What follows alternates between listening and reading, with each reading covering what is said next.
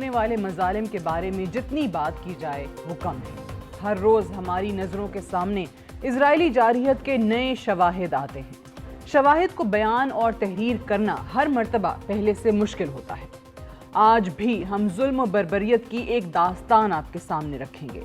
اس ظلم و جبر کی داستان کو کسی امریکی، کسی عرب یا کسی یورپی شہری نے نہیں، بلکہ ان شواہد کو ایک اسرائیلی تاریخ دان اور پروفیسر لی مورڈیخائی نے رہتی دنیا کی یادداشت کے لیے محفوظ کیا ہے۔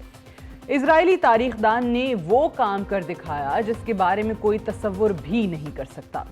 پروفیسر لی اسرائیل کی university Hebrew university of Jerusalem میں تاریخ کے استاد ہیں۔ گزشتہ 15 ماہ جاری رہنے والی تحقیق 124 صفحات اور 1400 فٹ نوٹس پر مشتمل ہے۔ رپورٹ کو پروفیسر لی نے چشم دید گواہان، اسرائیلی فوجی افسران کی ہاتھوں سے ریکارڈ کی گئی ویڈیوز، آرٹیکلز اور تصاویری شواہد کی مدد سے مکمل کیا ہے۔ اسرائیلی اخبار ہارٹس نے رپورٹ کو the most methodical and detailed document کہا ہے، جس میں اسرائیلی افواج اور اسرائیلی حکومت کے جنگی جرائم کو ریکارڈ کیا گیا ہے۔ آج کے اس ایڈیٹوریل میں ہم یہودی تاریخ دان کی رپورٹ کے چند اہم نکات آپ کے سامنے رکھیں گے۔ رپورٹ میں شواہد کی مدد سے اخذ کیا گیا ہے کہ اسرائیل غزہ میں وسیع پیمانے پر نسل کشی کا مرتکب ہے، اور اہم واقعات کو تفصیل میں دیکھا جائے تو واقعات انتہائی چونکا دینے والے ہیں۔ رپورٹ میں بتایا گیا ہے کہ ایک فلسطینی عورت اور اس کے بچے کو اس وقت نشانہ بنا کر مار دیا گیا جب وہ اپنے گھر سے امن کا نشان سفید جھنڈا لہراتے ہوئے نکل رہے تھے۔ اسرائیلی سنائپر نے بچے اور ماں دونوں کو شہید کر دیا۔ اس ویڈیو کو سب سے پہلے مڈل ایسٹ آئین کی طرف سے شائع کیا گیا۔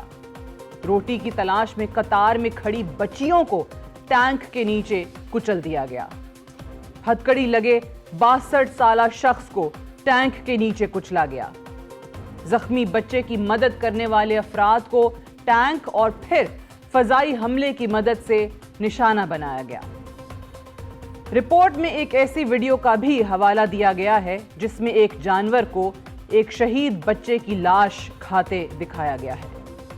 اس ویڈیو کو کسی اور نے نہیں بلکہ اسرائیلی افسران نے بنا کر سوشل میڈیا پر وائرل کیا تھا۔ یہ وہ ویڈیو کلپ ہے جس کو ایک مرتبہ دیکھ کر انسان کئی دن تک پریشان رہتا ہے، مگر صہیونی افواج کے وہ افسران کیوں خوفزدہ نہیں ہوئے، اس بارے میں اسرائیلی پروفیسر لی مورڈیخائی بھی بہت افسردہ ہیں۔ اسی رپورٹ کے اندر فلسطینی خاندانوں کی شہادت، شہریوں کو گولی مارنے کے واقعات، لاشوں اور زندہ قیدیوں پر ٹینک چڑھانے اور کچلنے کے واقعات کا تفصیل میں ذکر کیا گیا ہے۔ شہید ہونے والے ہزاروں بچوں میں سے ایک اہم واقعے کا ذکر کرتے ہوئے پروفیسر لی بیان کرتے ہیں کہ ایک ہسپتال میں وقت سے پہلے جب 5 بچوں کی پیدائش ہوئی تو اسرائیلی فوج نے ہسپتال کو خالی کرنے کا فیصلہ کیا، اور ہسپتال میں موجود نرس کو 5 میں سے صرف ایک بچے کو لے کر جانے کی اجازت تھی۔ نرس نے 5 میں سے ایک صحت مند بچے کا انتخاب کیا اور یوں وہاں 4 بچوں کو مرنے کے لیے چھوڑ دیا گیا۔ اسرائیل غزہ میں نسل کشی کا مرتکب ہے اور اس میں کسی کو کوئی شک نہیں ہونا چاہیے۔ ہمیں یہ بھی بھول جانا چاہیے کہ دوسری جنگ عظیم کے دوران اس سے کوئی بدتر قتل عام ہوا تھا۔ مختصر بات کی جائے تو آج فلسطین میں 45,000 سے زائد شہادتیں ہو چکی ہیں۔ بہت سارے عالمی ادارے فلسطین میں نسل کشی پر اپنی تحقیقاتی رپورٹس بھی جاری کر چکے ہیں۔ انٹرنیشنل کرمنل کورٹ اسرائیلی وزیر اعظم نیتن یاہو کے وارنٹ گرفتاری بھی جاری کر چکی ہے، مگر مغربی دنیا صہیونیت کے سامنے بے بس لاچار بنی بیٹھی ہے، اور فلسطین کے عوام کے خلاف جارحیت رکوانے والا کوئی نہیں۔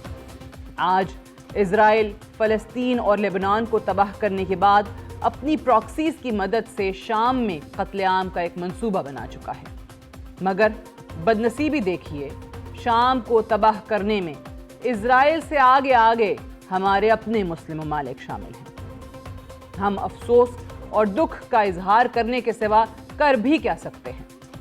صرف اللہ سے دعا ہی ہماری آخری امید اور منزل ہے۔